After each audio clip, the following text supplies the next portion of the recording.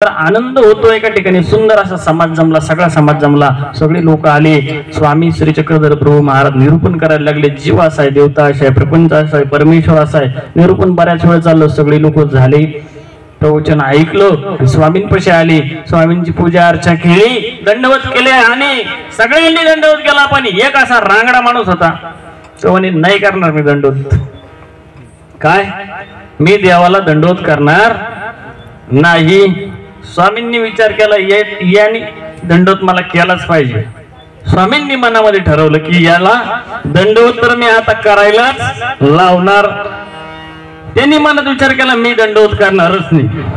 स्वामी त्याच्यापाशी गेले, सगळं प्रवचन झालं आणि म्हणे का रे भाऊ तू काय दंडवत केला नाही मला?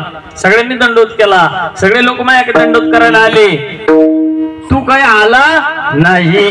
त्यावेळेस तो माणूस म्हटला, देवा म्हणे मी काय तुमचा भक्त नाही, त्याच्यामुळे तुमचा दंडवत करायचा काही प्रश्न नाही, तुम्ही हाय संन्यासी फकीर लोक।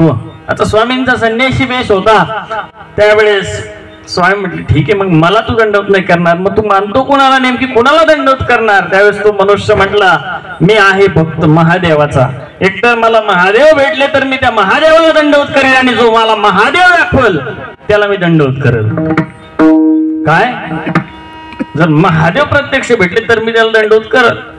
स्वामींनी ठरवलं होतं की याला दंडवत करायला लावायचा आणि त्याच क्षणी स्वामींच्या एका हातामध्ये त्रिशूळ आला, एका हातामध्ये डमरू आलं कमळेला, त्या ठिकाणी व्याघ्रांबर आलेले, डोक्यावरती पिंगड जटा आल्या, त्याच्यावरती चंद्र आला, गळ्यामध्ये सर्प आला, गळ्यामध्ये रुंडमाळा आल्या आणि त्या लंकनाथ नावाच्या भक्ताने स्वामींकडे बघितलं, अरे म्हणे हा तर साक्षात महादेवाचा अवतार आहे म्हणे। त्याने दंडवत केला स्वामींना, दंडवत केला चक्रधर राजा, दंडवत केला चक्रधर राजा, दंडवत केला चक्रधर राजा, दंडवत केला चक्रधर राजा, दंडवत केला चक्रधर राजा, दंडवत केला चक्रधर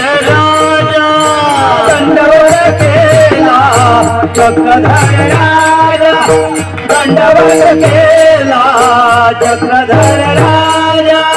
पहिला पहिला देव माझा, पहिला पहिला देव माझा, दंडवत केला चक्रधर राजा, दंडवत केला चक्रधर राजा। पहिला